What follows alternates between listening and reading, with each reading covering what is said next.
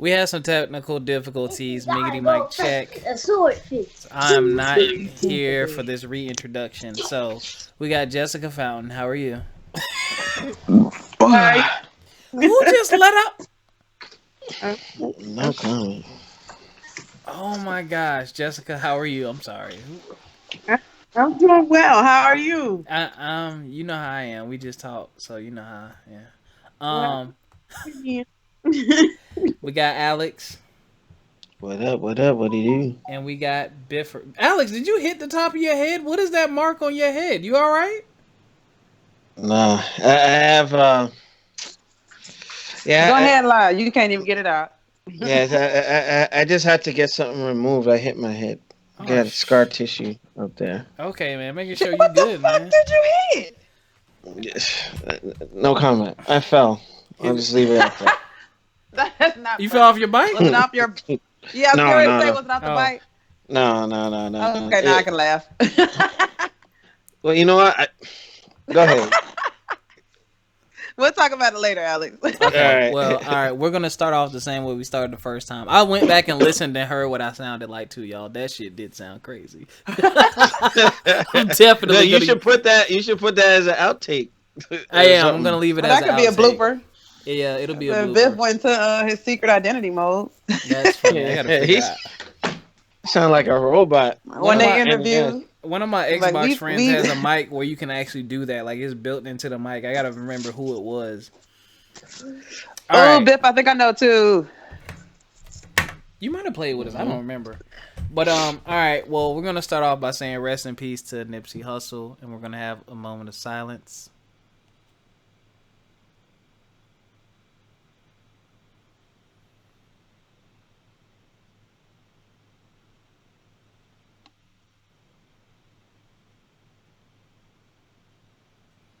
Amen. I actually said a little prayer.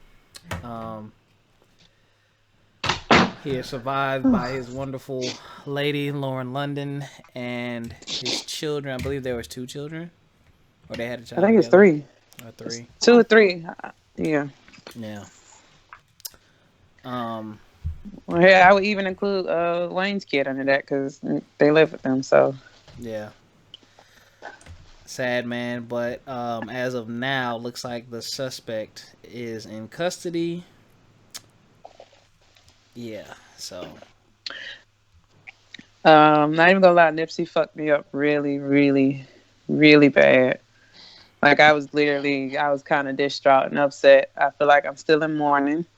And other morning, I explained on Facebook and IG how we all looked at Nipsey. Nipsey is somebody we all know in real life, and I think that's why it hurts so bad, because everybody has that brother, that cousin, that homeboy, that's somebody that they look up to, that's making a difference. And Nipsey was that person. And it's kind of like when Nipsey died, it's like you felt like a family member died. A family member did die. Mm-hmm. And it's just like, it's so relatable, especially like to my brother. Even while my brother's incarcerated, he's been transferred prisons because they felt like he was too powerful. He's been transferred dorms because they felt like he had too much influence. Like, but at the same time, it's the same man who got his GED, who got a college degree, who knows multiple trades, and is now teaching classes at where he's at now.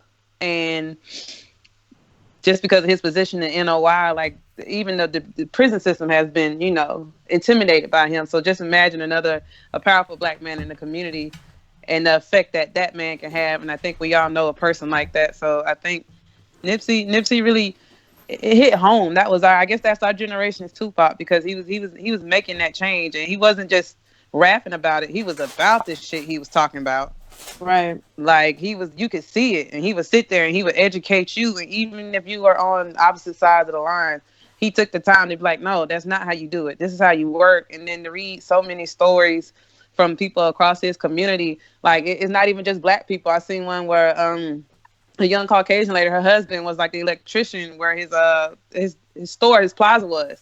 He said every day Nipsey come outside with drinks and chips, and he'll talk to them about building up and trying to contract with them outside of the work that they were doing. And it's just simple stuff like that makes a difference. Like, he affected just not LA, but he affected people like worldwide. And then another good thing, even though I hate it, is in his death, A lot of people are waking up and realizing what his message was. Mm-hmm. A lot of people didn't understand his message or know what his message was until, unfortunately, he passed. And that this was a great time for like debates, not necessarily arguments, but to just sit there and pass out educational stuff. Not even just along the lines of Dr. Seavey, but just black generational wealth, period. And a lot of people didn't understand that. But now, even if they don't have, they don't know anything specifically, they have an idea, or at least they have a direction they can go to now. So it's just like, even in his death, he's done so much. So I think that's why the community is really, really, really feeling this one. Because it's like, you did what you were supposed to do. You got your ass out the projects. You turned yourself around and you gave back to that community. That's what you're supposed to do with your money. That's how you create that wealth among your community. And he was doing it. And it's crazy that, he was gunned down on some foo-foo shit, It's just like, damn. So just be, again, Black Kings, we love you. Y'all are cherished. We want you here. Please do better. It's just, unfortunately, it's just sad. It's still upsetting. It's sad, but may Lauren find some peace, and may his family find some peace, and I bless that transition he's taking. Definitely pray for her. She actually just posted for the first time. Yeah, she's going through it. So yeah, she says she's lost. She don't know what to do. She's hurting. I just, And then I also want to point out, y'all, please have some damn respect and cool for somebody that has died. It's like, immediately this man has been shot, and the first thing you want to do is record. Even when Lauren London was running in the hospital, her husband has just been shot. Even though he wasn't announced dead, she's losing her fucking mind. And the first thing you want to do is record and sell that tape. Y'all, please have respect for people. This social media age is good, but at the same time, it's trash. Because everybody wants to be the first. Oh, I'm the first to break it. I was the first to show. Like, stop. And imagine if that was you. Like, where's the humanity, y'all would be, man? Right. There's none. Like, like, I hate to say it, but like, we was like an angry mob on Facebook. Like, me and my sister and a couple other friends, like anybody that was posting anything that was like explicit, like somebody posted Nipsey on the ground. Like, why would you do that? Yeah, why? People don't have I heard about social that, and media etiquette anymore. I stayed off when I heard that. And then like the other people too, like the negative people, like, please shut the fuck up. Like, people, you don't know.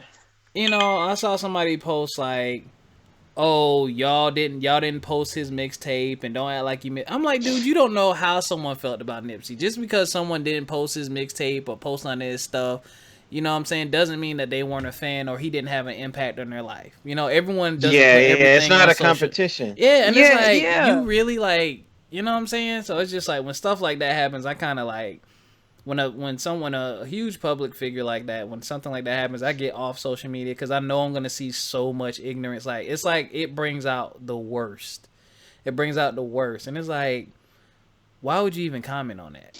Like, it's crazy. Yeah, it's just like, I mean, what is that to say? A competition? You guys were listening to him. Like, I don't have to be like, I'm in a depressive state.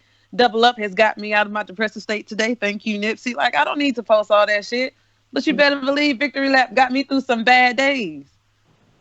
Just from what he was talking about, like, yo, pick yourself up and go. And I'm like, that's the message. Like, that's the whole point. You want to argue, like, what songs do I know? But what? You're missing his message. You're being hypocritical of his message. Motherfuckers is crazy. I tell you that much. That's the truth. We are in dark times because people just don't have certain etiquette, and just in general. From recording, instead of helping, you're recording. World star, or I want to be, famous at someone else's expense. It's a laughable era that we're in, unfortunately. Yep.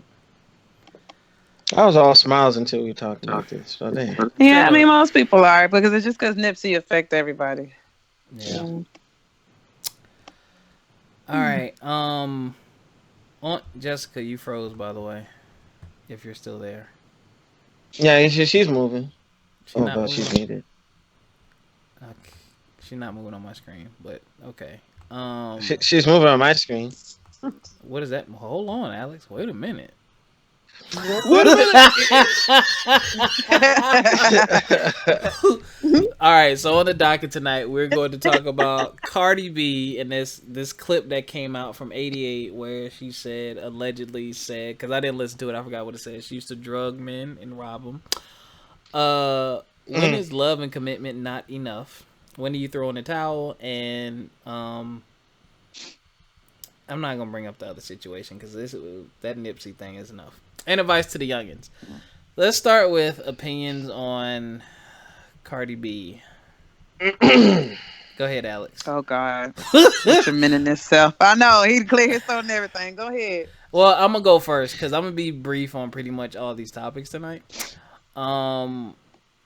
If she did that, that's a terrible, horrible. Can I finish? If I wasn't there, don't say if. I wasn't there. She did it. I wasn't there. I ain't even listened to the whole. I don't remember the clip. So, but that is wrong. Yeah, that is wrong, and it should have never happened. And I hate that she felt like she was in a position in her life to where she had to do that to get by. But yeah, that is definitely wrong. It should have never happened. That's all I got. Now you see, my take on it is a very neutral position. What? Because I actually blocked somebody on Facebook because of this. What? Yeah, because it was something long stemming because of a political view and you know, he's an atheist and he had this, it was just a whole thing. But with that, it's wrong to do what she did. Drugging people, you know, that's foul. Cosby's in jail for that. Right. So now she outed herself. She said she did it. Right. Now, the argument I was having on social media before I had to take a temporary pause from this guy I used to ride with is I don't agree with what she did, but I understand the circumstances at which she felt she had to do it. So it's not me agreeing with her. It's just me saying that, okay, when she was ranting and somebody said something to her that triggered her where, oh, Cardi, you didn't have to work for nothing or whatever. And then she goes off like, nobody gave me nothing. You don't know what I had to do. I had to strip, do whatever, escorting and drug dudes and rob them just so she could get studio money and all that. She's like, nobody gave her nothing. Although wrong, I understand because just like Biggie Smalls and Jay-Z, they didn't have clean paths.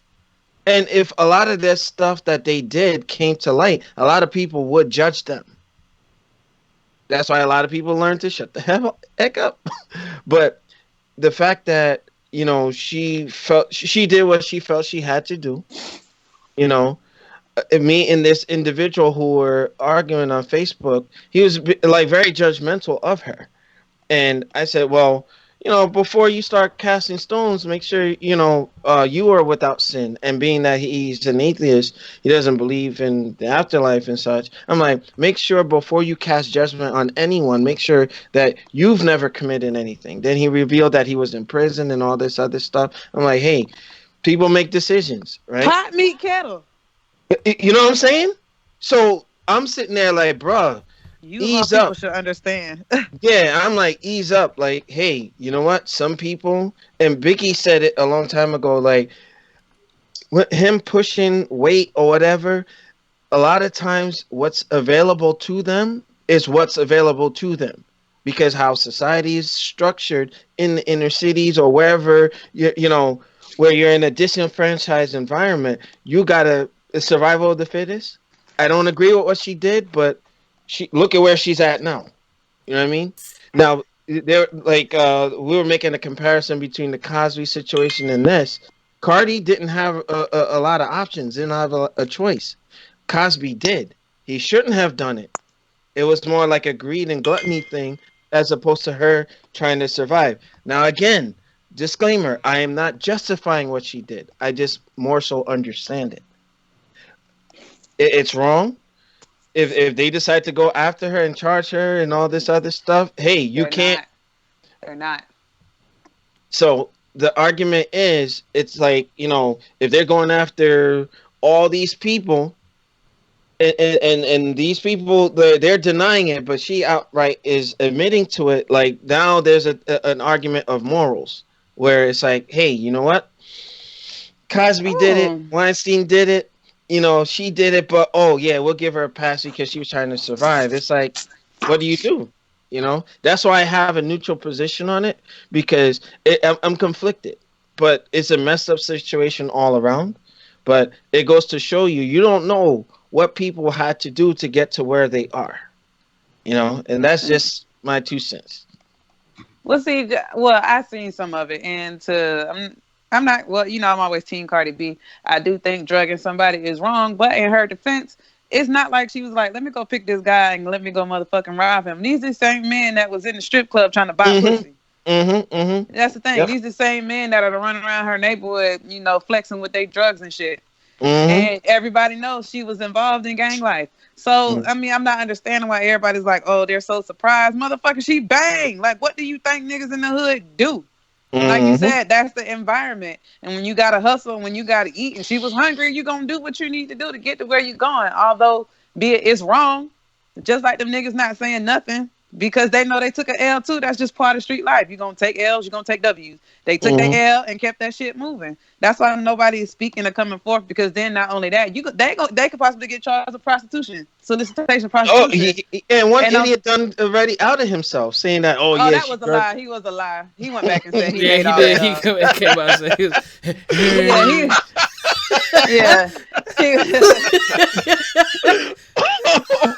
Like, shut up, yo. Yeah, so it's like it's kind of like it's like a two-way street. Just as she was bad for drugging you just as bad for trying to give her drugs and trying to buy her pussy. She just seen you as an easy mark. I'm not saying it's right, but like you said, I get it. I understand, just because I understand the type of environment. And then at some point, everybody knows her life story. She was out there by herself, homeless, doing it by herself. So you gotta eat, and I don't. And one thing I'll never put past nobody is if they hungry enough, they gonna go get it, regardless of how they get it. I don't. I mean, wrong, like you said, is wrong. But then, like, it's different. Like, I feel like it's different in Bill Cosby case. You had money. You could you could have bought the pussy. You didn't even have to drug them. That was unnecessary. As much as that shit goes on in Hollywood, and this was when he was like peak Bill Cosby. It's not like old blind Bill Cosby. So you know them hoes was choosing. You didn't have to do that. You didn't have to go out your way. You didn't have to struggle like you weren't struggling. And you know what? To that point, like Boosie said, he's like, that interview that he did with Vlad TV. You look at it in the industry of entertainment, when you got, especially men, they're throwing it at you. Some of them have to turn it away. You know what I mean? So all that extra stuff, like, come on, bro. And like he said, come on, man. I'm gonna leave it at that. Oh my God, Jessica, do you have any thoughts or feelings about this subject? Good question. I agree. I think that this is a different scenario. I definitely don't agree with the behaviors and like the outcome of it, but I do understand that when you're in different situations, different environments, that you're prompted to survive. And like, I think a lot of us are thinking not in survival, because many of us are not in survival mode. We're not living survival lifestyle. So it's hard to understand that vantage point when you're not living that, or you haven't ever experienced it. But having known people that have experienced it and having had, like, heard their stories, like, I understand, I get it. So that's my take. What that tweet say? I'm not saying she right, but I'm saying I understand. All right. On to the next thing. When is love and commitment not enough? When do you throw in the towel? Is that, Biff, was that two separate parts, or? That's kind of all together, because that kind of tied in with the whole Wendy Williams thing. Love on a two-way Wait. Is it a 2-in-1, or is it like, because I want to be able to address it accordingly. Shit. It's 2-in-1. You can't. I mean, you can have in order to have a relationship, You have to have either love and or commitment. The But basic. in the instance where you lose one or the other or both, do you stay? Do you still feel like there's a possible chance, or do you feel like once the love and commitment is gone, that's it?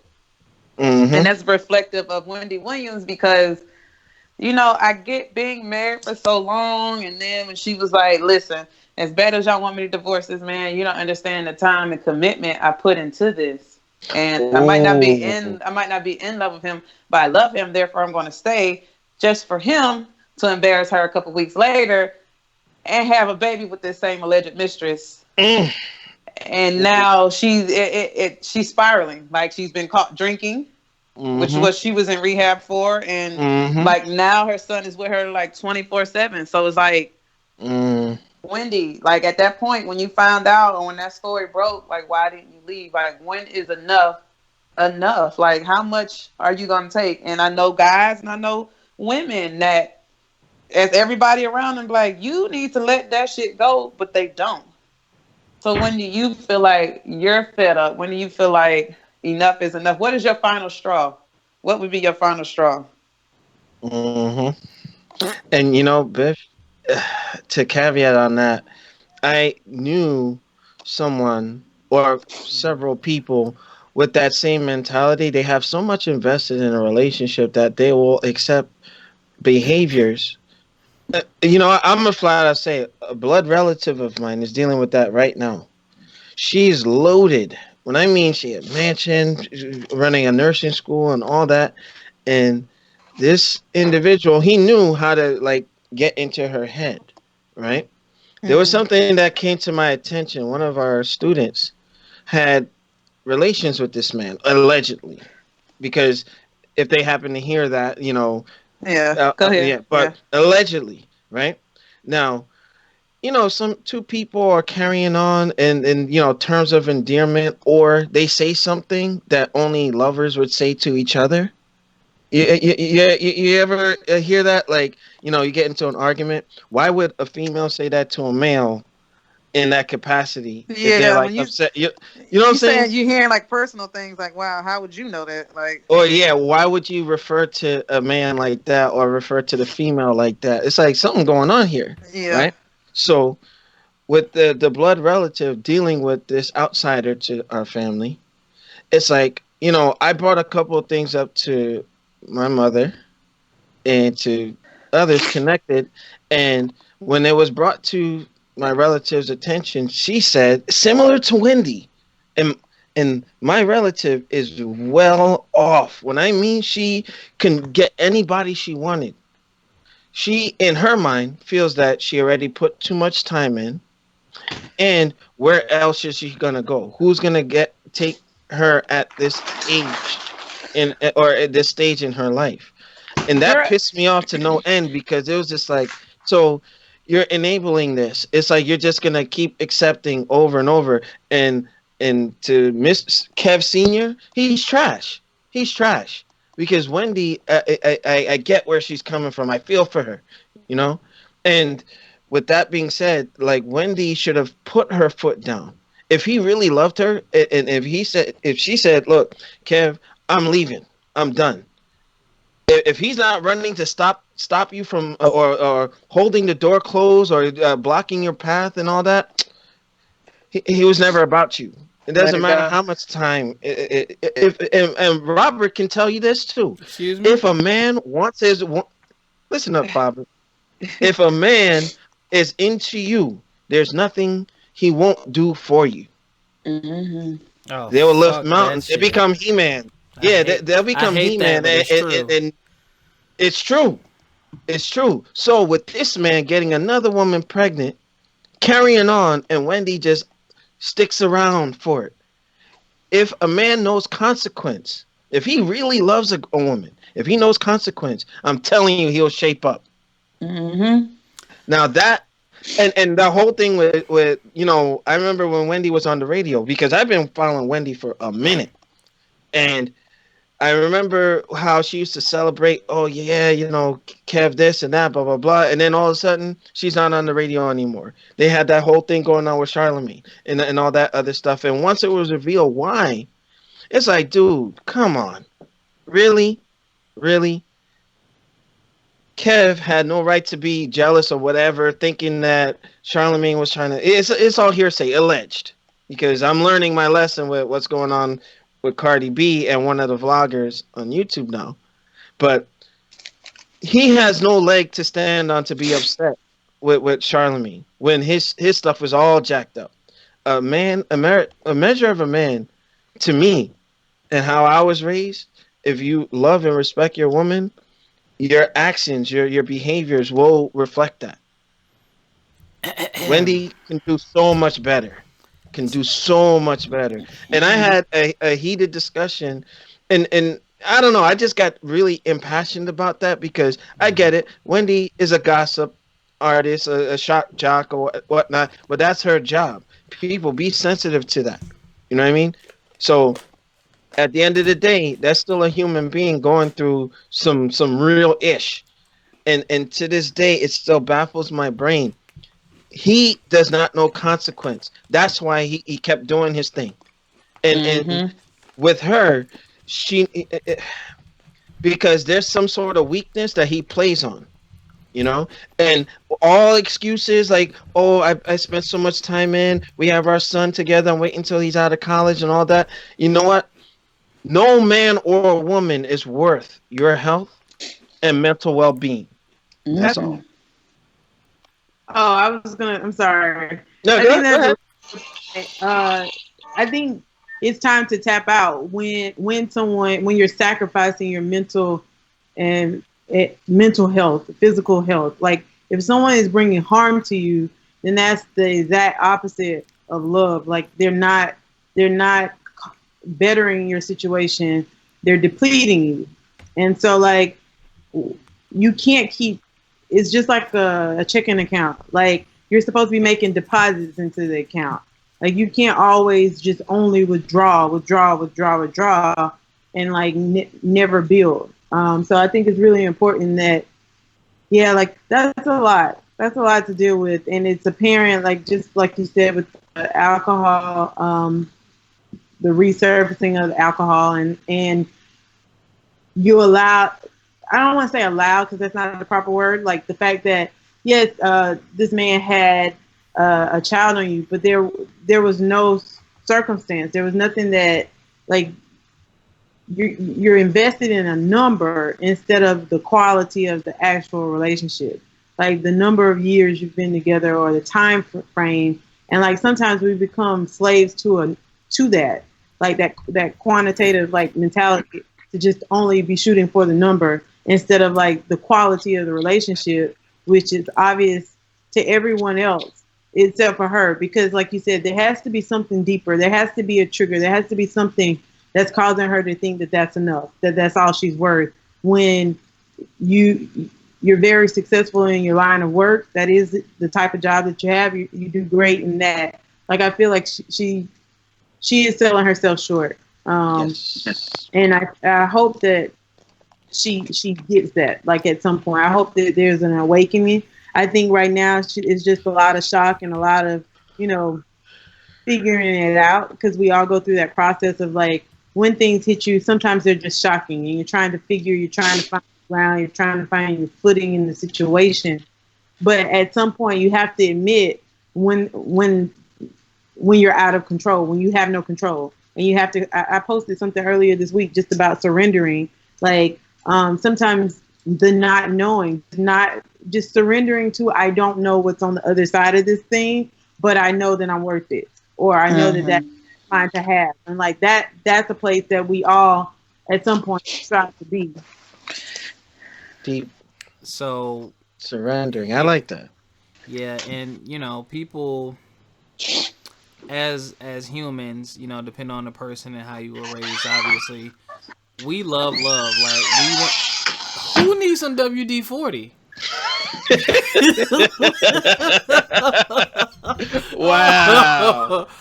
Oh man. Roasting guests, man. Come Nah. on now, dog. Come on, man. Wait, that was you, Jessica? No, that No. was me. Oh, I'm about to say that shit about to fall off. People always have that light at the end of the tunnel thing, and the crazy part about all this is we're just getting the surface. Like, we don't really know what's going on, because I definitely had the same sentiment as y'all. And I've definitely, on the flip side, I've seen couples and I'm like, why are y'all together? Like, y'all are doing all this nasty mess, and now they're happily married with children. So it's like, wait, like, I know, right? I think there's definitely, can't talk, definitely some landmines that you can survive and repair and move past, but blatant disrespect, like you being with another, like for me, you stepping out on me, I don't even know. I just... That's a very hard one to come back from, but then to step out on me in public and rub that shit in my face, that's Yeah. a different type of rage, and that's a different type of Somebody want to die. Right. Well, whoa. Death. Whoa. That is Alex Lexus. He does not.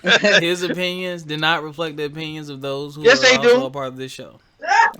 Matter of fact, he will no longer be a part of the show after this episode. I've been here since the beginning. No, stop. Actually, Biff was here from the beginning. What? Blog TV. Wait a minute. I'll talk to you offline. No, you won't, because I'm calling my baby. Love you, baby. Hey, chocolate. Yeah. What?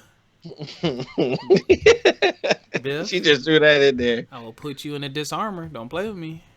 Wow. Because I call her chocolate. I've been calling her chocolate, Biff. Don't get brand new. It was the way you said it. Hey, chocolate. So, she beautiful. Your voice got a little deep. Biff, don't you do it. Focus. I need to hug you, Focus. Biff. I need to come see you. All right. Okay, so yeah, I like Jessica's sentiment. When you're sacrificing your mental and physical health, when the person is doing, I really want my wine, I'm about to go get it. When someone's doing you harm, it's time to let go. For me, when it's time to let go, when the actions, when your actions are speaking louder than your words and they're not saying what I want them to hear. Like, one thing that I've always done, and a lot of people say, "Oh, Rob, you're too nice," which I have been. But I realized when I've tried to change, I never felt like myself. So I'm like, I'm going to continue to be myself. But what I started noticing is that people who weren't for me ended up removing themselves, or it made it easier for me to remove them because I kept it so real that it made me easier to see when you weren't. So when I saw that you weren't, deuces, you know what I'm saying? I'm going to hold you accountable. I'm going to ask questions. I'm going to let you know what it is with me, how I'm feeling, how I'm rolling. Then you have to answer that question. Once you answer that question, I get to see, okay, if it's a no, all right, it's a no, I'm out. If it's a yes, okay, well, let me see if these actions are going to follow up with this yes. If them actions don't follow up, I'm out. You know what I'm saying? Does it hurt? Yes. Does it suck? Yes. But guess what? I get my time back. I get my mental stability back. And I get my options back. I get to go back out, do what I'm doing, and not have to worry or think about your funky ass. Hey, babe. Yeah. Right. That's how I feel about it. It gives you a different vantage because again, like you're zoomed out where you actually see, like, assess the situation from a different place. Like, is it something that personally, like, maybe I'm doing something, not to say that we're always to blame, but sometimes we have our own flaws that we're not aware of. So sometimes the toxicity is it could be coming from self. And so when you step back and you're like, you know what, let's take a break or pull back from this thing, it allows you to see it from a different angle, like of self-discovery, where you can make the right changes and then potentially go back into it better versus like destroying it. So I think there's a lot of different plays on it, but I definitely I do believe, like, when somebody is like sucking from you, they're almost like a leech, like sucking your energy, sucking your happiness, like just taking, like that's very draining. It's draining. Social vampires, I call them. Yes. And you know what? For those people who may be on the other, when the shoe is on the other foot, and maybe it's I'm not ready for this or blah blah blah. It's okay to say, you know what, maybe I need to back off a little bit because I see how you're feeling. I know my feelings aren't in line. I don't wanna mess anything up between us in case there's potential in the future. So let me fall back. I had to do that. Like, I love my girlfriend, but there was a time where I knew I wasn't ready. And she wanted to move forward, but I knew we couldn't, so I didn't.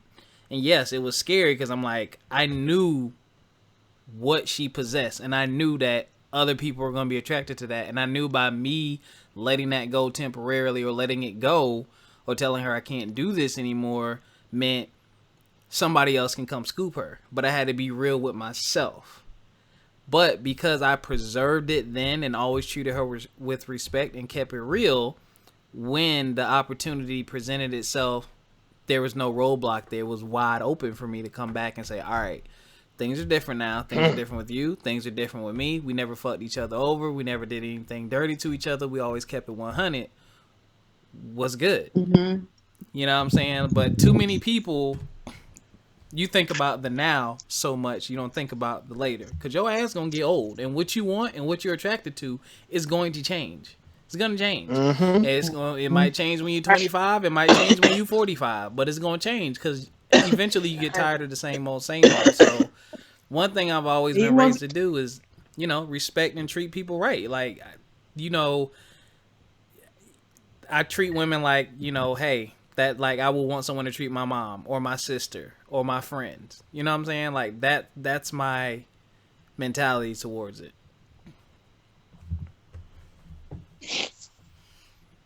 And y'all got quiet. Okay, next topic. Oh, I didn't know we were done or not.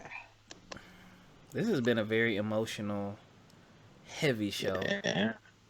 And I got gas in my chest too. All right. Yeah, and that's how you're gonna break up. Yeah. Mm-hmm. Terrible. I almost said Biff if you don't shut up. Alex, if you don't shut up, hold my weights for my turntable. All right, advice. Yeah, I got bad ADD tonight, Biff. No, my girl messed me up with them pictures, man. I'm gonna be stalking them fucking comments. All right, who has some advice for these youngins out here? So if you 18, 17, 14, 15, 20s, you got things going on in your life, this segment is for you. I guess this can be our dear younger self conversation. Okay, dear short. younger self, wrap it up. Okay, you are not ready for a child. You're not ready for a child at 23. And even if you don't wrap it up, make sure you stay on birth control because although you were blessed to have a child at that young age, it is not fun. So let me tell you, all you little motherfuckers out there that's fucking wrong, having these kids really early, get yourself like. Even though I love my baby, I wish I would have waited just a tiny bit longer to have him just so I can enjoy life a little bit more. If you're young and kidless and single, let me tell you, you're going to have the time of your life, okay? Enjoy that shit. Enjoy it. Do not be in a rush for this adult shit because adulting sucks. It sucks, okay? Mm-hmm. So, along with adulting, parenting is tough, okay? I'm not going to say parenting sucks because it's very rewarding, but it's very tough. So, enjoy yourselves. Also, you don't have to give in to peer pressure. It's okay to be you. Everybody's not going to be able to do drugs. Everybody's not a druggie. Everybody's not going to be able to do alcohol. Everybody's not an alcoholic. Everybody's not made for the club. Find your niche. Find what you're good at. Find what you love and stick to it. I really wish I would have stuck to what I was passionate about versus, what I thought was more, stable. But when I had a child, I had to go to stability. I can no longer go with what I was passionate about at the time. So please find yourself. Take that time to find yourself. I didn't know who I really was. I didn't come into finding myself till I was like 26, 27. So I know when you 18, 19, you damn sure don't know who you are. You fresh. And stay away from older men.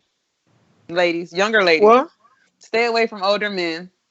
What you talking? Even though, shut up. Females what I'm talking about. Even though.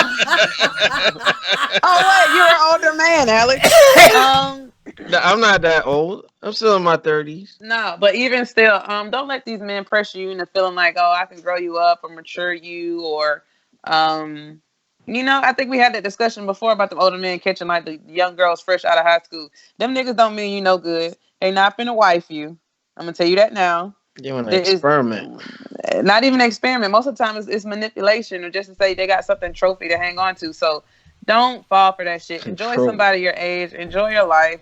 Be careful. Be very, very careful. And watch what the fuck. Let me say this. Let me reiterate this. Watch what the fuck you text and call people. Stop recording everything, you dumbasses. Stop putting everything on social media.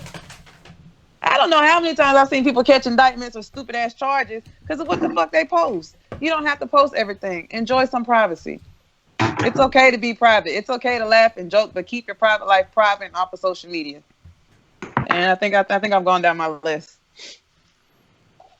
Jessica. I would say, you said Jessica? Yeah, I did.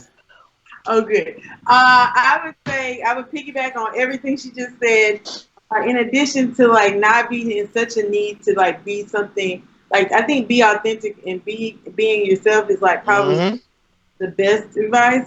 Like because everything when you're really operating in your truest gifts and who you are, and not feeling the need to like fit in these different boxes because of what other people think. I think that the outcome is endless. And even going back to like the more positive spin on like Nipsey Hustle, like being authentic, being who you are, not deviating from that, even in your flaws and even your shortcomings, you're still able to like put. If you're yourself, you can always put a spin on that and evolve out of that. Like you can't. It's hard to like evolve out of trying to be somebody else because there's no room for you to grow in that. Like, but in your own lane, there's endless corridors and how you can maneuver that even in your shortcomings.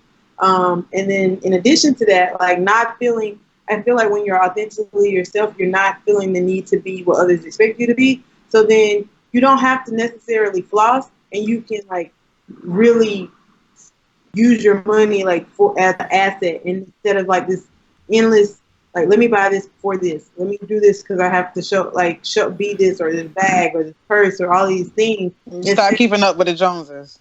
Right. Instead of finding what do I really like? Like maybe I don't like purses or whatever. Maybe I like Goodwill bags and like exclusive finds. Like so I feel like it's important to like really just know who you are and discover who you are. A lot of us don't going back to privacy, we're not private. We don't know how to like operate in silence and in privacy because that's scary. Because we don't know ourselves. So it's almost like hanging out with a stranger. Like it's uncomfortable hanging out with someone you never really got to know or understood. So I think it's important to like know yourself and be yourself. That's what I give. Alex? I'm just gonna pick one. Put the work in. That's advice I would give to some of the youngins. I would say today, at my job, my career, I'm seeing that I'm not gonna say I made it because we could always seek to reach that extra rung in the ladder, but I got to where I am because I put the work in. I'm about to be a sergeant first class because I put the work in. Finally getting that promotion, right? I put the work in and I'm finally taking a vacation after 2.5 years. I had a lot of projects at work and I just had to say, hey, you know what? Pay me out for the vacation time that I just could not take. But now I get rewarded because I'm head of a growing department. I'm being tasked on with different things. Sometimes you gotta, get your knee and elbows scraped up, pause, to get to where you want to be. So in this era, like with the young folks, they look for the instant gratification where the best things, the most fruitful things come from putting in the work. That's what I would tell myself, my younger self, put the work in. Yeah, there's no shortcut. Even if you take the shortcut, you still got to come back around. Like it's like the exit to the level. I feel like is always there's only one exit. Like, and you have to go through the process. So like trying to like just get by, going back to that survival mode. Like you make a lot of mistakes when you're just only trying to survive or just do the quick thing versus like enduring the process, learning the lesson, growing from it, so that you can like elevate and literally go to the next level. Like, but instead you're going to just keep running around until you like, go through that full process. Mm-hmm. Faber? That's exactly what I was waiting on. That is not his name. Apparently at Nigel's on Ashley Phosphate Road, that is my name. You remember that story? So Jessica, they call me Faber because there's this soul food place, and I ordered my food, and I went to go pick my food up, and I'm like, yeah, order for Robert. So like, and I waited 15 minutes, you know, and I'm like, yo, you know, the food's not ready. They can't find my order, and he was like, what's your name again? I was like, Robert. And he looked at the bag and looked at me and looked at the bag. He's like, oh, here's your food. He looked at the food and gave it to me. I'm like, that bag was sitting there the whole time. I get to the car. The top of the receipt said Faber instead of Robert. So, like, what dumbass took my order? I'm sorry. Let me not call that person a dumbass. What person who wasn't thinking? What person who wasn't thinking? They wasn't thinking clearly. Faber. Yeah. Faber. But then again, you know, they probably did it like, this nigga really said Faber? Yeah. I think it's probably, they couldn't hear you, and you was like, you know, Robert. And they're like, what? I would have put Robert instead of Faber, though. I mean, if someone names their child Faber. Some people call, they give funny names on purpose, so they might have thought you was doing that, because I do it at at this place? Oh, no. This place, you can't place a phone order unless you've done it before and they have your name and stuff in the system. Oh, they don't play that. Because they don't do that whole you call and don't come get your food. Oh, they'll put you on the blacklist. So, why I gotta be black? They'd be like, have you ordered from us before? Oh, no, we gotta have a credit card. What? You gotta pay before you go, yo. All right. Mm-hmm. So, my advice to y'all would be sit down and shut the F up and listen. Especially when it comes to Sorry. No, you good.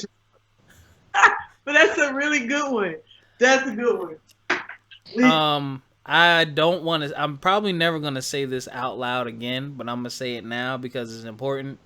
Had I listened to certain people at a certain time in my life, I'd probably be close to being a millionaire right now.